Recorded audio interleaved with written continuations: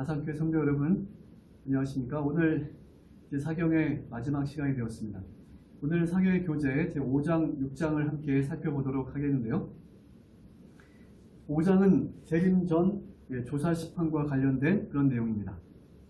여러분, 지금 우리 교회 안팎으로 이 조사 심판과 관련된 문제들이 또는 혼란들이 계속 일어나고 있는데요.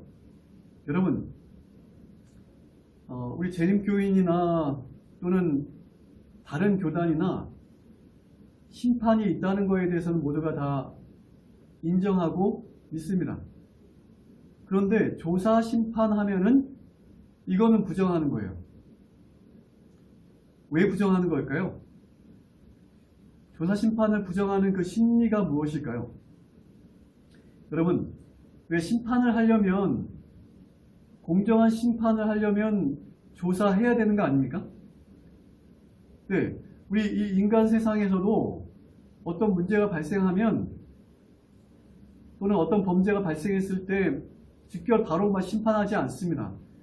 그 과정이 있죠. 절차를 밟아서 또 공정한 법 집행을 위해서 조사도 하는 것입니다.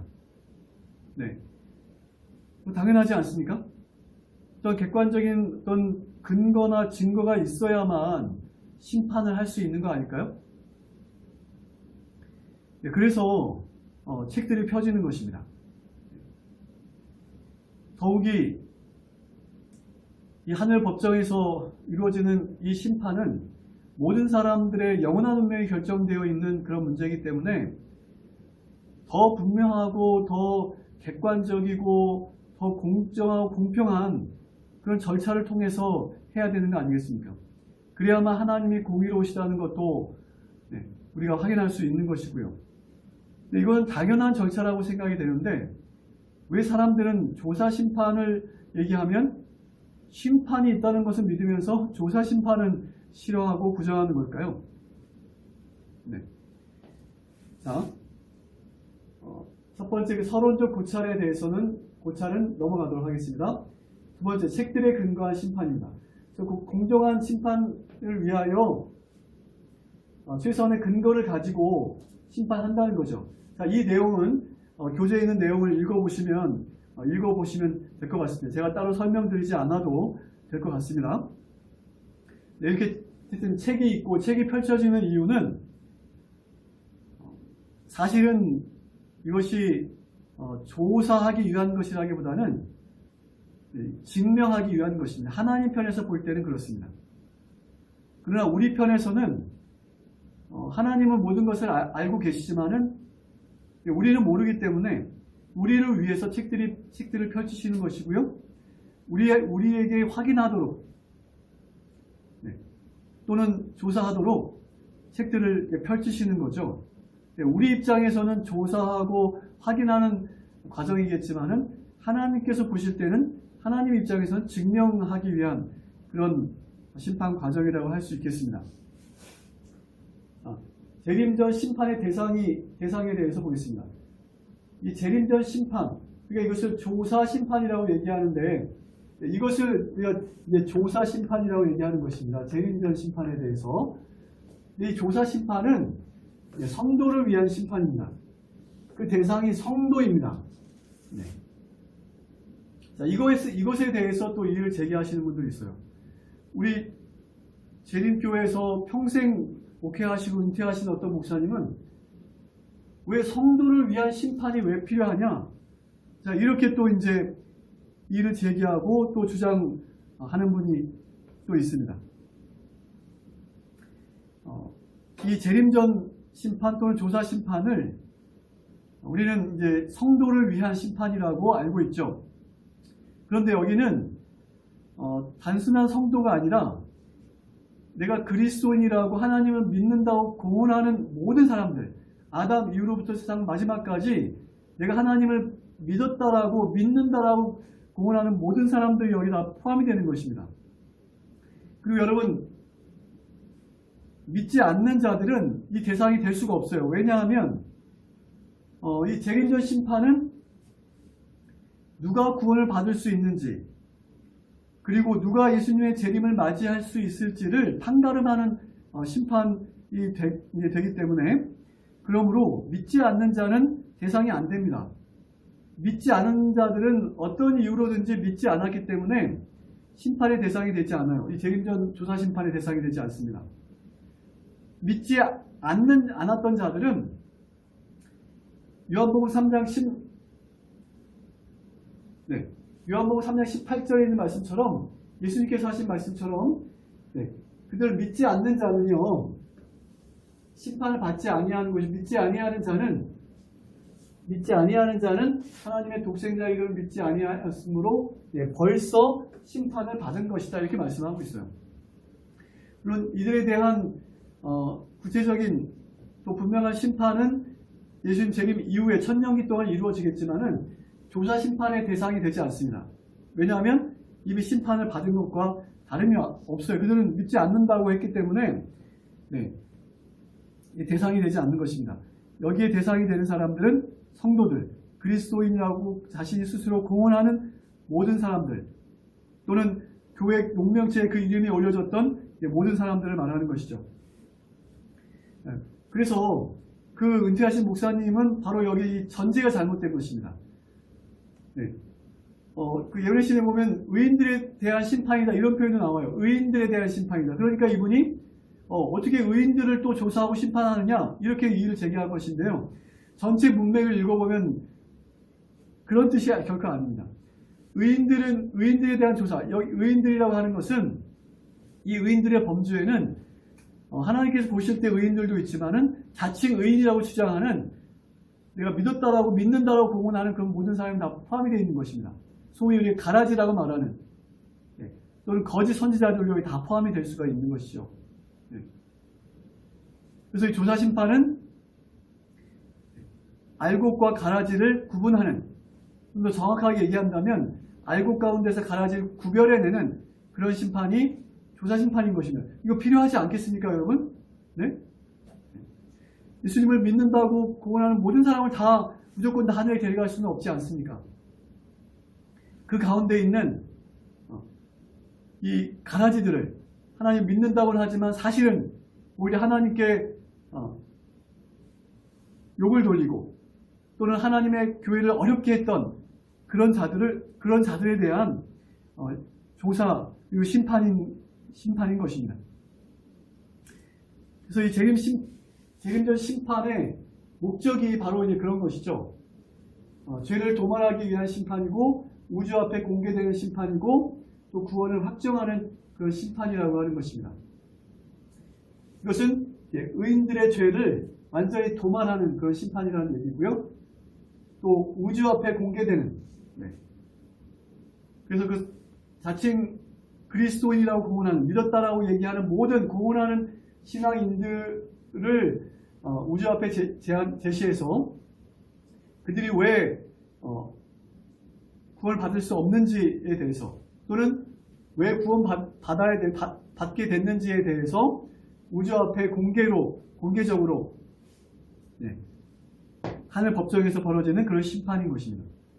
그래서 온 우주 앞에 이 심판을 통해서 하나님께서 죄를 어떻게 취급하시는지, 그리고 이 죄를 제거하시는 데 있어서, 또는 죄인을 의인으로 만드는 데 있어서 하나님께서 이 죄를 어떻게 취급하시고 죄를 도말하시고 죄를 제거하시는지를 온 우주 앞에 공개적으로 보여주시는 것입니다.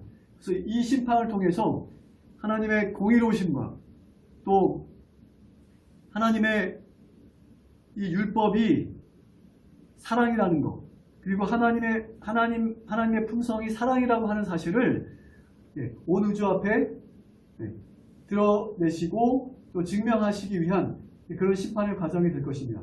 그리고 그것은 의인들의 구원을 확정하는 확정 심판이 되기도 하는 것이죠.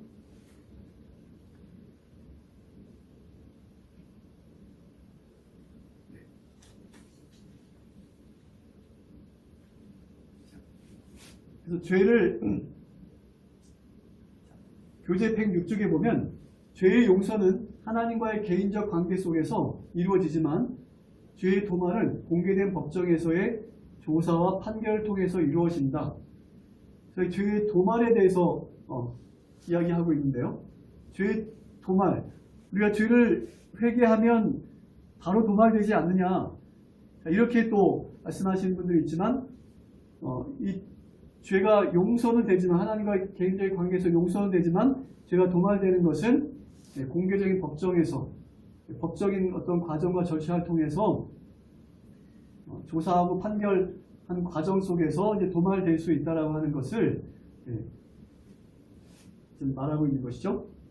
자, 그래서 보면 또 교재 15쪽에 보면 대쟁투의 역사는 곧 하나님께서 우주의 죄 문제를 해결해 나가시는 과정을 보여주는 역사다. 이 과정을 통해서 하나님께서는 그분의 사랑의 원칙을 온 우주 앞에 드러내 보여주신다. 자, 죄를 어떻게 취급하시는지를 보여준다는 것입니다. 또 교재 108쪽에 재림전 조사 심판은 온 우주가 바라보는 가운데 하늘 법정에서 공개적으로 행해지는 심판이다. 이 심판의 주된 목적은 사람이 구원받을 자격이 있는지를 조사하는 것이 아니라 구원받는 사람들이 왜 구원을 받는지 그 이유를 드러내 보여주는 것이다. 그렇죠? 그래서 그 알곡과 가라지들은 조사하고 확인해서 이 알곡으로 이 가라지들은 알곡으로부터 구분하는 그런 절차지만은 하나님의 백성들 정말 하나님께 보일 때 의인들은 조사하는 것이 아니라, 조사 대상이 아니라 그들이 왜 구원받았는지를 온 우주 앞에 설명이 되고 또 증명하고 또는 옹호하는 그런 과정이 조사 심판이다 라고 그렇게 말하고 있는 것입니다. 자, 재림전 심판의 결과를 보겠습니다. 자, 재림전 심판의 결과를 보면 간합되는 이름들도 있고 거부되는 이름들도 있고 그리고 이 두 부류의 사람들이 있다라고 하는 거죠. 각시의 대쟁투 486쪽에 있는 말씀인데, 회개하지 않고 버리지 않은 죄는 용서도 되지 않고 기록책들에서 도말되지도 않은 상태로 하나님의 날에 그 죄인에게 불리한 증거로 작용하게 될 것이다. 자, 여기서 이 조사심판에서 간합되는 이름들은 자신의 죄를 진정으로 회개하고, 또 회개했다라고 하는 것은 그 죄를 버리는 것까지, 그 죄를 버리는 것까지도 포함된다라고 하는 것입니다. 그래서 지금 우리는 아직 은혜의 시기에 살고 있죠. 아직 은혜의 문이 닫혀지지 않은 때에 살고 있어요. 예수님께서 1844년 10월 20일 하늘 지성소로 들어가신 이후에 아직 나오지 않으셨습니다. 나오시면 모든 사람의 운명이 다 결정되겠죠. 그러나 아직은 그 은혜 시기가 끝나지 않았다고 우리가 보고 있습니다. 다행이죠. 우리가 아직 은혜 시기가 남아있는 때에 살고 있다는 것은 정말 다행인 것입니다. 은혜 시기가 언제 끝나는지 우리가 정확하게 알 수는 없지만은, 일단 그 예언의 신의 그 기별에 의하면 세계적으로 법적으로 종교적인 법으로 이를 법령이 강요된 이후에 은혜 시기가 끝나기 때문에 아직은 우리는 은혜 시기에 살고 있고 은혜 시기가 아직 우리에게 남아 있는 것이죠. 정말 다행이지 않습니까? 그래서 우리가 그 은혜 시기가 끝나기 전에, 예수님께서 지성소에 나오시기 전에 우리는 진정한 회개와 회개의 열매로서 우리 죄를 버리는 일들이 있어야 되는 것입니다. 왜냐하면 이 대쟁투는 이 죄를 어떻게 취급하시는지, 그리고 이 죄를 어떻게 이 선악과의 대쟁투의 과정을 통해서 어떻게 죄를 제거하시는지를 하나님께서 죄를 보여주고 있는, 이것이 바로 이제 선악의 대쟁투 가운데 진행되고 있는 굉장히 중요한 과정이기 때문에 그렇습니다. 재림전 심판과 선악 간의 대쟁투, 교재 116쪽입니다. 마지막으로 재림전 조사 심판은 하나님이 행하시는 심판의 궁극적 목적이 죄를 제거하는 것임을 보여준다. 그렇죠? 성도들을 심판하시는 사업은 최종적으로 우주에서 죄를 제거하는 일의 일부이며 또한 그 시작점이다. 우주에서 죄가 완전히 제거될 때 선악의 대쟁투는 그 종막을 고하게 된다. 여러분, 하나님이 창조하신 이 세계에서 죄가 완전히 제거되었다는 소식은 정말로 기쁜 소식이 될 것입니다. 그렇죠? 우리가 하늘의 평화와 행복, 그리고 하나님 나라의 시민이 되기를, 또 하나님 나라의 시민일 뿐만 아니라 이 온 우주의 거민들과 함께 영원을 공유하기를 원한다면 우리들도 오늘 우리 안에 있는 우리 각자의 죄를 제거하는 일에, 이것이 제거되는 일에 우리가 믿음으로 참여해야 될 것입니다. 이 죄가 어떻게 제거될 수 있을까요? 보겠습니다. 각시의 대인투 678쪽에 이렇게 끝나는 것이죠. 우리가 이 말씀을 잘 알기 때문에 제가 따로 읽지는 않겠습니다. 이렇게 끝날 것인데, 자 보세요. 자, 지금 제가 좀 거꾸로 올렸는데요. 대인투는 이렇게 끝날 것이고요. 넘어가겠습니다. 자, 산상본 114쪽에 보면 하나님의 용서는 단순히 우리를 정죄에서 면하게 해주는 사법적 행위가 아니다. 그것은 죄를 용서할 뿐만 아니라, 자 뭐예요? 죄로부터 완전히 돌아서게 한다. 그렇게 말씀하고 있죠? 죄에서 완전히 돌아서게 하는 것입니다. 죄를 버리는 것까지 포함된다는 것입니다. 시대 소망에 보면 당신의 자녀들에 대한 하나님의 이상은 가장 높은 인간의 생각에 도달할 수 있는 것보다 더 높다. 그러므로 하늘에 계신 너희 아버지의 온전하신 것 같이 너희도 온전하라. 이 명령은 일종의 약속이다. 자, 성경에서 말씀하신 모든 말씀은, 명령은 약속이라는 사실을 우리가 너무나 잘 알고 있습니다. 자, 이 말씀 역시 하늘에 계신 너희 아버지의 온전하신 것 같이 너희도 온전하라고 하신 이 말씀도 역시 명령에서 동시에 약속인 것입니다. 우리에게 주어진 약속이죠. 그래서 구속의 계획은 우리를 사탄의 권세에서 완전히 회복시키는 것을 의도한다. 완전히 회복시키는 것입니다. 그리스도께서는 항상 회개하는 영혼들에게서 죄를 어떻게 하신다고요? 죄를 분리시키신다, 이렇게 말씀하고 있어요. 단지 죄를 용서하시길 뿐만 아니라 우리를 영원한 사망의 멸망에 처하게 하는 그 죄 자체를 우리로부터 분리시키는 작업을 하신다는 것입니다. 무엇을 통해서? 이 구속의 역사를 통해서. 그리고 그분께서는 마귀의 역사를 멸하기 위하여 오셨으며 이 마귀의 역사를 우리 안에서도 멸하신다는 것입니다. 모든 회개하는 영혼에게 성령을 주셔서 그로 죄를 범하지 않도록 보존할 만반의 대비책을 세우셨다. 예수 그리스도 십자가를 통해서 그 대비책을 세우셨다는 것입니다.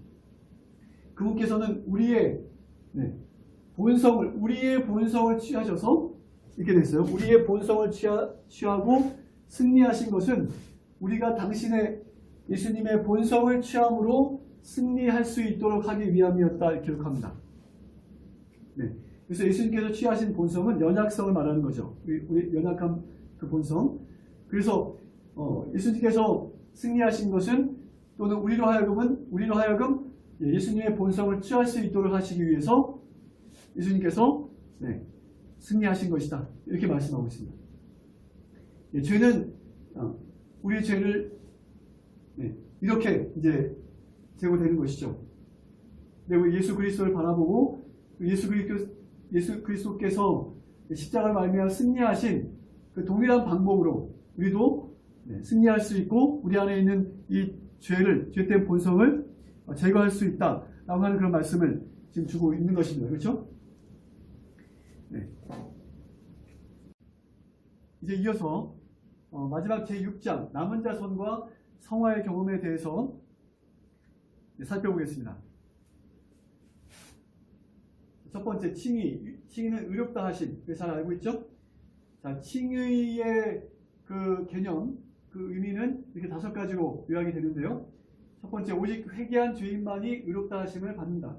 회개가 전제되어야 된다는 것입니다. 두 번째, 의롭다 하심을 받는 것은 죄의 형벌이 면제되는 것을 의미한다. 그렇죠? 세 번째, 칭의에는 죄에 대한 용서가 포함된다. 네, 그렇습니다. 네 번째, 칭의는 입혀주시는 의다. 다섯 번째, 칭의는 죄인에게 새로운 법적 지위를 부여한다. 칭의의 의미입니다. 두 번째, 믿음으로 말미암는 의에 대한 재림교회의 이해.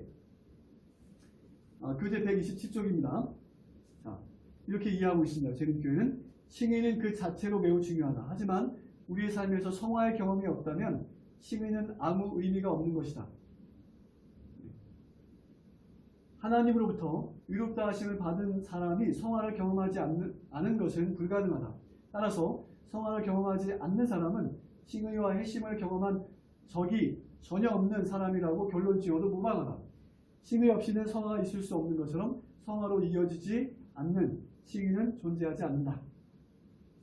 그래서 제주교에서 이해하는 이 믿음을 말미암는 의는 칭의와 성화 동시에 칭의와 성화가 모두 중요하고 이 칭의와 성화는 밀접한 관련이 있다라고 하는 거죠. 칭의와 성화를 분리할 수 없다라고 하는 것이죠. 그래서 칭의는 성화로 그리고 진정한 그 열매로서의 성화의 경험을 하게 한다는 것입니다. 그리고 성화를 경험하지 않는 칭의는 또 존재할 수 없다라고 그렇게 말하고 있는 것이죠. 그러니까 진정한 믿음은 반드시 순종이 따르는 것과 마찬가지로 칭의와 성화도 그렇다라고 하는 것입니다. 그러면 성화의 정의를 보겠습니다. 첫 번째, 성화는 평생 지속하는 성장 과정이다. 두 번째, 성화는 품성 개발의 과정이다. 세 번째, 품성 개발 과정의 어떤 지점에서든지 그 사람은 완전한 존재로 여김을 받는다. 네 번째, 성화는 구원을 확정짓는 기준이 아니다. 구원을 확정짓는 기준은 무엇입니까? 칭의가 구원을 확정짓는 기준이죠. 성화는 칭의의 열매와 같은 것입니다. 순종이 믿음의 열매인 것처럼 그런 것이죠. 네 번째, 품성 개발과 남은 자손의 사명입니다. 자, 품성 개발과 남은 자손의 사명. 첫 번째, 타락 전 아담의 품성 개발. 아담은 타락하기 전에도 품성 개발이 필요했다고 영감의 글에 기록을 하고 있어요. 자, 두 번째, 그리스도와 품성의 개발. 예수님도 성령으로 잉태되셨고 우리와 같은 죄된 본성을 가지지 않으셨지만 예수님도 이 땅에 계시는 동안 또는 지상생활을 하시는 동안에 품성 개발이 필요하셨다고 하는 것입니다. 그리고 세 번째, 성화, 품성 개발과 마지막 남은 자손. 그래서 성화, 이 마지막 남은 자손도 역시 칭의를 경험함과 동시에 또 성화의 경험, 품성 개발이 이루어져야 된다는 것이죠. 그리고 이 모든 것들이 남은 자손의 사명과 관련이 있다고 하는 것입니다. 품성 개발은 남은 자손의 사명과 매우 밀접한 관련이 있다는 것이죠. 단지 나만 품성을 준비해서 나만 구원받는 것이 아니라 무엇과? 사명과 관련이 있다는 사실을 지금 말씀하고 있는 것이죠.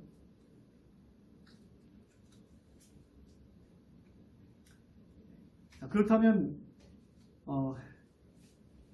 이 남은 자손의 사명과 관련이 있는 이 품성 개발에서 이 품성은 어떤 품성인가?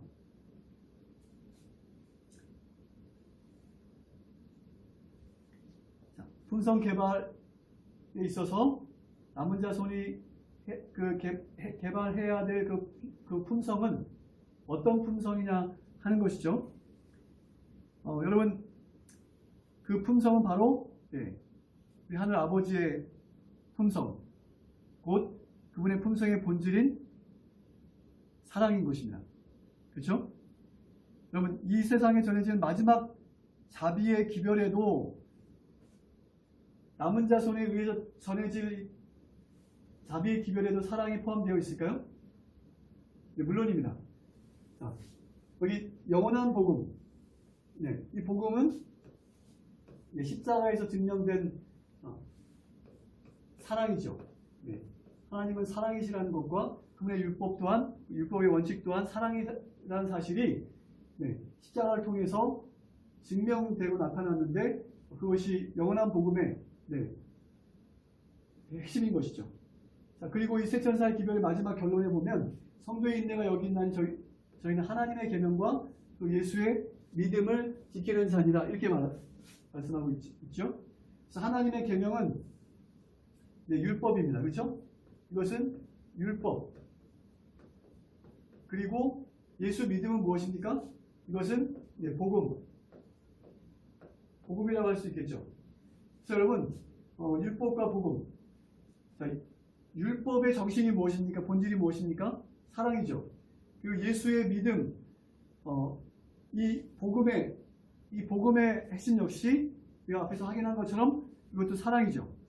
그래서 여러분, 하나님의 계명과 예수의 믿음을 지킨다라고 하는 것은 이제 곧 이제 사랑을 지키는 것을 또는 사랑을 전하는 것을 의미한다고 할 수 있을 것입니다.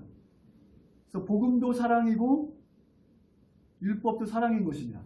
그래서 율법과 복음은 사실 하나죠. 하나님의 계명과 예수의 믿음은 역시 하나인 것입니다. 네, 우리의 사랑을 말씀하고 있는 것이죠. 그래서 이 세천사의 기별의 이 주제도 사랑이고, 그리고 결론도 사랑인 것입니다. 그렇죠? 그러면 대쟁투의 시작도 사랑이고, 마지막도 사랑인 것입니다. 그리고 대쟁투를 통해서 하나님 나라의 통치 원칙이, 그리고 하나님의 성품의 사본인 율법이 사랑이라는 사실이 증명되는 것이죠.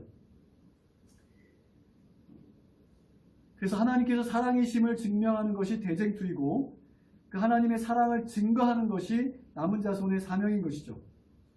그리고 그 사랑으로 영원히 사는 곳, 그것이 바로 하나님의 나라, 하나님의 세계인 것이죠. 네. 그래서 여러분,